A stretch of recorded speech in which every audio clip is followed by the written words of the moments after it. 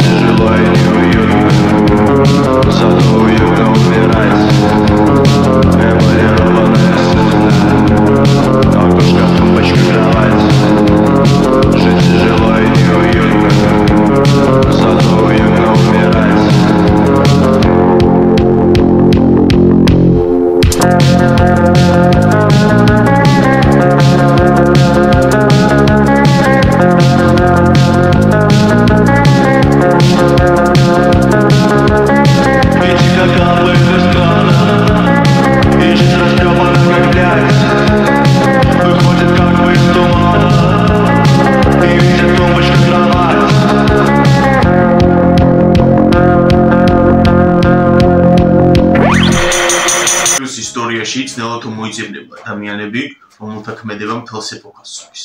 ხშირ შემთხვევაში ისინი იდეალისტები არიან და კარგად აქვთ გააზრებული რაცებით. გავრილო პრინციპის გასრულიც ეპოქალური მოვლენაა, რადგან მან მილიონობით ადამიანის სიკვდილი, არსებული სახელმწიფოების დაშლა და ახალთა შექმნა და უბრალოდ მანამდე არსებული წესრიგების შეცვლა გამოიწვია. წარმოშობით სერბი ნაციონალისტი გავრილო პრინციპი 1894 წლის 25 ივლისს ბოსნიაში დაიბადა სოფელ ობლაჩში, რომელიც იმ დროისათვის ავსტრია-უნგრეთის იმპერიის მიერ იყო ოკუპირებული. ავსტრიის მონარქია მუდმივად ცდილობდა ბოსნიის ექციას სამაგალითო კოლონიად, რომელზეც გაატარებდა თავისთვის სასულიერო რეფორმებს. მიდევნებოდა ეგრეთ წოდებული სამხრეთ სლავური ნაციონალიზმი, რომელიც უკვე ახალი დამპყრობლის წინააღმდეგ იყო მიმართული. თუ აქამდე მთელი ბალკანეთი ოსმალთა იმპერიაში იყო მოქცეული, ახლა თავისუფლებას ავსტრია-უნგრეთის იმპერია ართმევდა. ჰაბსბურგებს კარდინალური რეფორმები არ გაუტარებიათ, მუსლიმები ისე ხვდებოდნენ სახელმწიფო სტრუქტურებში. ზოგიერთი ადგილობრივი თანამდებობის პირი არ შესულოდა და ორივე იმპერიის სამსახურში ამაყად მოღვაწეობდა. მე-20 საუკუნის დასაწყისში ბალკანეთი მითოლოგიურ ქაოსს შეიძლება შევადაროთ უფორმო სივრცეს, რომელიც სამყარობდე არსებობდა. ეს იმიტომ ხდებოდა ბალკანეთში, რომ თითქმის 700 წლის განმავლობაში ოსმალთა იმპერია იყო და ისინი როგორც წესი მთლიანად ცვლიდნენ სახელმწიფო მოწყობის სისტემას და ბოსნიისთვის ეს იყო იმპერიიდან იმპერიაში გადასვლა, თუმცა ამ ყველაფერმა მაინც ვერ შეაჩერა სამხრეთ სლავური ნაციონალიზმი და ერთიანი სლავური სახელმწიფოს შექმნის იდეა. მოდით ისევ გავრილოს დავუბრუნდეთ. გავრილოს დედას მისთვის თავისი გარდაცვლილი ძმის სახელი სპიროს დარქმევა უნდოდა, თუმცა იმავე სოფლის მღვდელმა მთავარანგელოზის გაბრიელის დარქმევა ურჩია, რადგან ფიქრობდა, რომ ის ავადმყოფ ახალშობილს დაეხმარებოდა.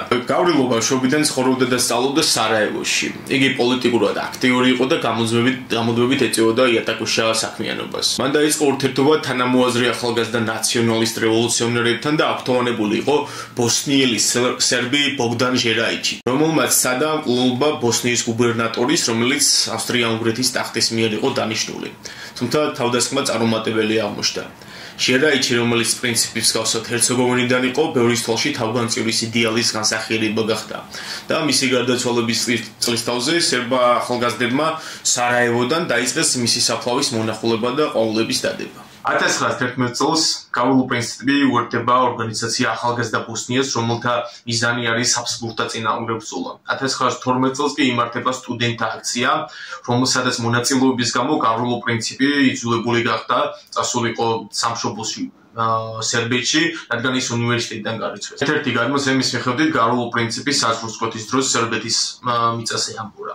1913 წელს კი სერბეთი წარმატებას აღწევს ოსმალთა წინააღმდეგ ბრძოლებში. ეს არის ბალკანეთის ომების პერიოდი, რის შემდეგაც სუსტდება ოსმალეთის მმართველობა ბალკანეთის ნახევარკუნძულზე. ამის საპასუხოდ ავსტრიის იმპერიის მიერ ბოსნიაში ხელდასრულმა გუბერნატორმა ოსკარ პიტიორეკმა ქვეყანაში საგანგებო მდგომარეობა გამოაცხადა.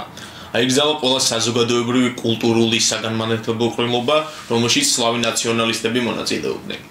დაიწყო რეპრესიები სერბების მიმართ. ყველაფერი ამან გამოიწვია სერბი პატრიოტების გაღიზიანებაც. საქმე იქამდე მივიდა, რომ გავრილო პრინციპმა და ახალგაზრდა ბოსნიის წევრებმა დაისახეს ტერაქტის ჩადენა ჰაბსბურგთა იმპერიის წინააღმდეგ. მათი არახსავს თვიდა ასევე საიდუმლო ორგანიზაცია შავი ხელი, რომელიც კავშირში იყო სერბეთის დასვერასთან. 1914 წლის 28 ივნისს ოსკარ პიტიორეკის მოწვევით ავსტრია-უნგრეთის ერთ-ერთი და ტახტის მემკვიდრე ჩადის ბოსნიაში, სარაევოში, თავის მეუღლისთან, სოფია ხოტეკთან ერთად. 28 ივნისს დილის 10 საათისთვის ფრანც ფერდინანდის ესკორტს, რომელიც 6 ავტომობილისგან შედგებოდა, ესროლოს ხალხუმბარა, რომელიც აცდა ერთ-ერთის მანქანას და კორტეჟის სხვა წევრის სიკვდილი გამოიწვია. ასევე დაიჭრა რამდენიმე პოლიციელი. ტერაქტის ორგანიზატორი იყო ახალგაზრდა ბოსნიის წევრი ნედელკო ჩაბრინოვიჩი, რომელიც მალევე დააპატიმრეს. თავდასხმის შემდეგ ფრანც ფერდინანდი ქალაქ რატუშაში წავიდა მოხსენების წასაკითხად, ხოლო შემდეგ კი გადაწყვიტა დაშლების მონახულება. სწორედ საავადმყოფოსკენ მიმავალ გზაზე არასწორად შეუხვია მცხოველმა და ფრანც იოსების ქუჩაზე კორტეჟი შეამჩნია გავრილო პრინციპი, რომელიც იქვე მაღაზიაში სენდვიჩს ყიდულობდა. უკან მომავალ ერთ-ერთობის მანქანას გადაუდგა პრინციპი და ბრაუნინგის პისტოლეტიდან ორჯერ ესროლა ფრანც ფერდინანდს კისერში და ერთხელ კი მის მეუღლეს მუცელში. ორივენი მალე გარდაიცვალა. ორი დღეს მთელი მსოფლიოს პრესა წერდა ახალგაზრდა სერბი გავრილო პრინციპის მიერ ფრანც ფერდინანდის მკვლელობის შესახებ. პრინციპი გაასამართლეს, თუმცა სასიკვდილო განაჩენები ვერ გამოუტანეს, რადგან ის მხოლოდ 19 წლის იყო და ბოსნიის კონსტიტუციის მიხედვით ჯერ არ არასოძლოვნად ითვლებოდა. ამიტომ მას და მისი ორგანიზაციის წევრებს 20 წლით დაპატიმრება მიუსაჯეს.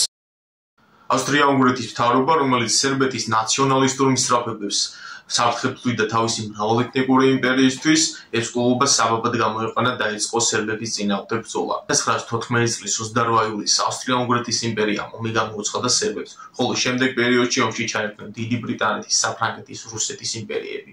საბოლოოდ ომი ავსტრია-უნგრეთის კაპიტულაციით დასრულდა, ბოსნია შეუერთდა სერბეთს. შემდეგ პერიოდში კი ჩამოყალიბდა იუგოსლავიის სახელმწიფო, რომელზეც აუცილებლად ვისაუბრებ, მაგრამ აღსანიშნავია ის ფაქტი, რომ თვითონ გავრილო პრინციპი საბოლოოდ ამას ვერ მოისწრო, რადგანაც ის ომის დამთავრებამდე რამდენიმე თვით ადრე გარდაიცვალა. დღეს გავრილო პრინციპი ტერორისტად ან უბრალოდ თავისუფლებისათვის მებრძოლ ქმედად შეიძლება ჩავთვალოთ. ეს მხოლოდ ადამიანის სურვილზეა დამოკიდებული. დაწერეთ კომენტარებში როგორ ფიქრობთ მასზე, მაგრამ მასზე საუბრისას ვერ გავექცევით იმ ფაქტს, რომ მან თავდაყირა დააყენა ისტორიის დინება. და ჭეშმარიტად შეგვიძლია ვთქვათ, რომ სოფლიოს ისტორიის ჩარხს წაღმა და უკუღმა პიროვნებები ატრიალებენ. მადლობთ ყურადღებისთვის. გამოიწერეთ არხი.